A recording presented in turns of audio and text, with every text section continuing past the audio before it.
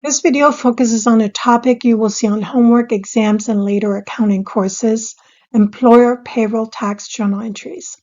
We'll identify which payroll taxes are the employer's responsibility, calculate the amounts together, and record the journal entries. Pay close attention to how these entries differ from employee payroll entries. That distinction is very important in accounting. The employer is responsible for several payroll-related taxes. First, the employer pays the same amount of Social Security tax and Medicare tax as the employee, with one exception. There's an additional high-wage earner Medicare tax of 0.9% that is paid when the employees earn above a certain amount per year. This is an employee-only tax and not paid or matched by the employer.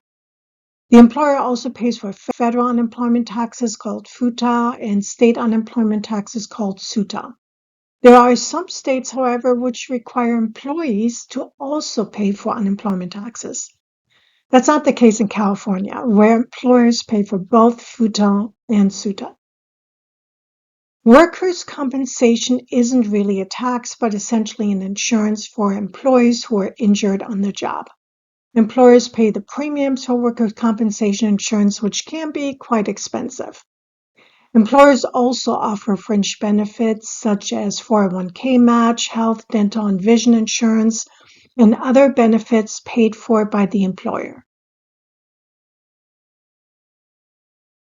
Our starting point for determining the employer's liability for payroll taxes is the payroll register. Most companies record the employer's payroll expenses and liabilities with each payroll, and that's what we'll do here. We can see that the Social Security and Medicare tax withheld was $139.35 and $32.59. There's no high-wage earner additional Medicare tax, and therefore the employer is responsible for the exact same amount. To record the employer's payroll tax expense and the liability, we first analyze the transaction and find that the payroll tax expense increased and expenses increased with debits, and therefore we debit the payroll tax expense account for $171.94. The tax liabilities also increased. Liabilities increased with credits, and therefore we credit Social Security tax payable for $139.35 and Medicare tax payable for $32.59. The employer is also responsible for federal and state unemployment taxes. And in our example for SB Express Company, we're using the wages of $2,247.50 from the payroll register and multiplying them by 0.6% for $1,349. In our case, the state unemployment taxable wages have the same maximum wage base of $7,000 as FUTA and a rate of 4%.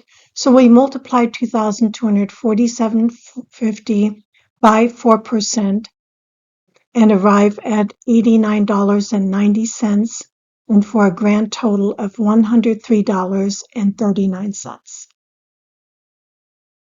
To record the employer's unemployment tax expense and liability, we first analyze the transaction and find that the payroll tax expense increased. Expenses increase with debits, and therefore we debit the payroll tax expense account for $103.39. The tax liabilities also increased. Liabilities increase with credits, and we therefore credit federal unemployment tax payable for $1,349 and Medicare tax payable for $89.90.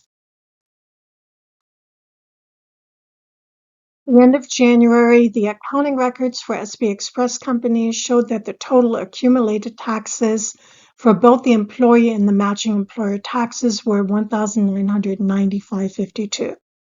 SB Express is subject to monthly deposits because the quarterly liability is greater than $2,500. That means that we also have to record the payment of the total income taxes, Social Security and Medicare taxes withheld from the employee, and the employer match. We do that by debiting the three accounts where we accumulated the tax liability throughout the month. Social Security tax payable, $1,114.80.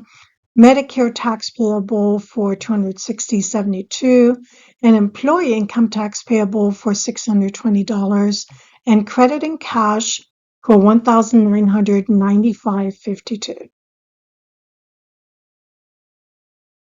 When we think about payroll, it's easy to focus only on employee paychecks and withholdings. But from the employer's perspective, payroll creates additional costs that go beyond gross wages. Employers are required to match certain payroll taxes, pay unemployment taxes, and often contribute to employee benefits. All these items must be properly recorded in the accounting system and properly budgeted for.